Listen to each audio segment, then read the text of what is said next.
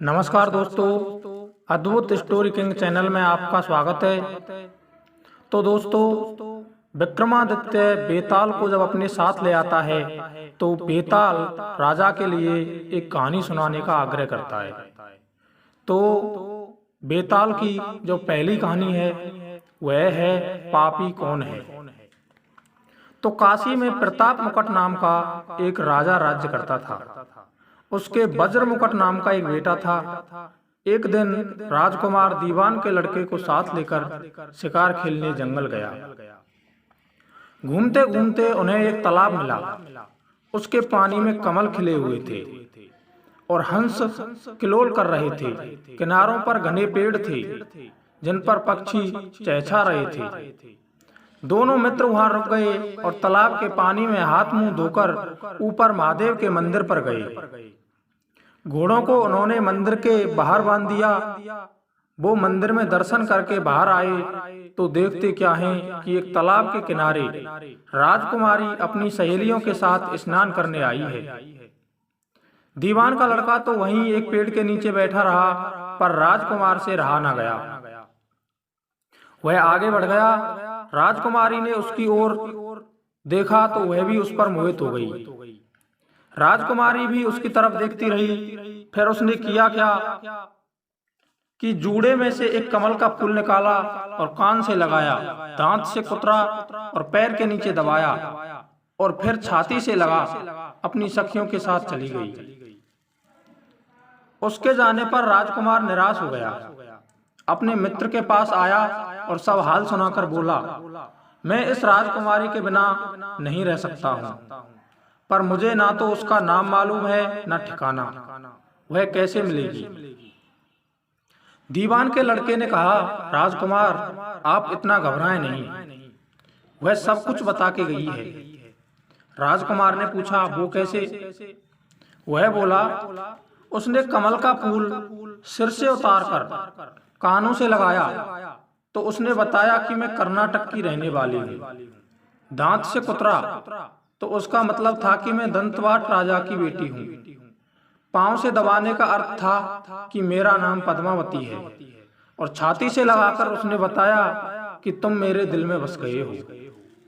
इतना सुनना था कि राजकुमार खुशी से फूल उठा। बोला, अब मुझे कर्नाटक देश में ले चलो। दोनों मित्र वहां से चल दिए। घूमते फिरते सैर करते दोनों कई दिन तक चलते रहे और कई दिनों के बाद वहां पहुंचे। राजा के महल के पास गए तो एक बुढ़िया अपने द्वार पर बैठी चरखा काटती मिली। उसके पास जाकर दोनों घोड़े से उतर पड़े और बोले, माई हम सौदागर हैं, हमारा सामान पीछे आ रहा है, हमें रहने को थोड़ी जगह दे दो। उनकी शकल सूरत देखकर और बात सुनकर बुढ़िया के मन में ममता उमड़ आई। बोली, बेटा तुम्हारा ही घर है, जब तक जी में आए रहो। दोनों वहीं ठहर गए। दीवान के बेटे ने उससे पूछा, माई तुम क्या करती हो? तुम्हारे घर में कौन कौन है? तुम्हारी गुजर कैसे होती है? बुढ़िया ने जवाब दिया, बेटा मेरा एक बेटा है जो राजा की चाकरी में है। मैं राजा की बेटी पद्मावती की दाई थी। बूढ़ी हो जाने से अब घर में रहती हूँ। राजा खाने पीने को दे देता है। दिन में एक बार राजकुमारी को देखने महल में जाती हूँ। राजकुमार ने बुढ़िया को कुछ धन दिया और कहा, माई कल तुम वहां जाओ तो राजकुमारी से कह देना कि जेठ सुदी पंचमी को तुम्हें तालाब पर जो राजकुमार मिला था वह आ गया है। जब अगले दिन बुढ़िया राजकुमारी के महल में पहुंची तो राजकुमारी को उस बुढ़िया ने सारी बात बताई। तो राजकुमारी ने उसे फटकार कर पश्चिम की खिड़की से बाहर निकाल दिया। उसने आकर राजकुमार को बता दिया। इतना सुनकर के दीवान का लड़का बोला, मित्र उसने आज तुम्हें उस खिड़की की राह बुलाया है। मारे खुशी के राजकुमार उछल पड़ा। समय आने पर उसने बुढ़िया की पोशाक पहनी, इत्र लगाया, हथियार बांधे और दोपहर रात बीतने पर वह महल में जा पहुंचा और खिड़की में से होकर अंदर पहुंच गया। राजकुमारी वहां तैयार खड़ी थी, वह उसे भीतर ले गई। अंदर के हाल देखकर राजकुमार की आंखें खुल गईं। एक से एक बढ़कर चीजें थीं। रात भर राजकुमार वहीं ठहरा। जैसे ही दिन निकलने को आया कि राजकुमारी ने राजकुमार को छिपा दिया और रात होने पर फिर बाहर निकाल लिया। इस तरह कई दिन बीत गए। अचानक एक दिन राजकुमार को अपने मित्र की याद आई। उसे चिंता हुई कि पता नहीं उसका क्या हुआ होगा। उदास देखकर राजकुमारी ने कारण पूछा तो उसने बता दिया। बोला, वह मेरा बड़ा प्यारा दोस्त है, बड़ा चतुर है, उसकी होशियारी से ही तो तुम मुझे मिल पाई हो।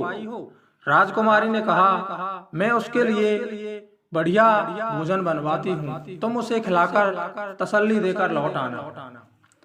खाना साथ में लेकर राजकुमार अपने मित्र के पास पहुंचा। वे महीने भर से मिले नहीं। राजकुमार ने मिलने पर सारा हाल सुना कर कहा कि राजकुमारी को मैंने तुम्हारी चतुराई की सारी बातें बता दी हैं, तभी तो उसने यह भोजन बनाकर भेजा है। दीवान का लड़का सोच में पड़ गया। उसने कहा, यह तुमने अच्छा नहीं किया दोस्त। राजकुमारी समझ गई है कि जब तक मैं हूँ वह तुम्हें अपने बस में नहीं रख सकती है, इसलिए उसने इस खाने में जहर मिला दिया है। यह कहकर दीवान के लड़के ने थाली में से एक लड्डू उठाकर कुत्ते के आगे डाल दिया। खाते ही कुत्ता मर गया। राजकुमार को बड़ा बुरा लगा। उसने कहा, ऐसी स्त्री से भगवान बचाए, मैं अब उसके पास नहीं जाऊंगा। दीवान का बेटा बोला, नहीं, अब ऐसा उपाय करना चाहिए जिससे हम उसे घर ले चलें। आज रात को तुम वहां जाओ। जब राजकुमारी सो जाए तो उसकी बाईं जांघ पर त्रिशूल का निशान बनाकर उसके गहने लेकर चले आना।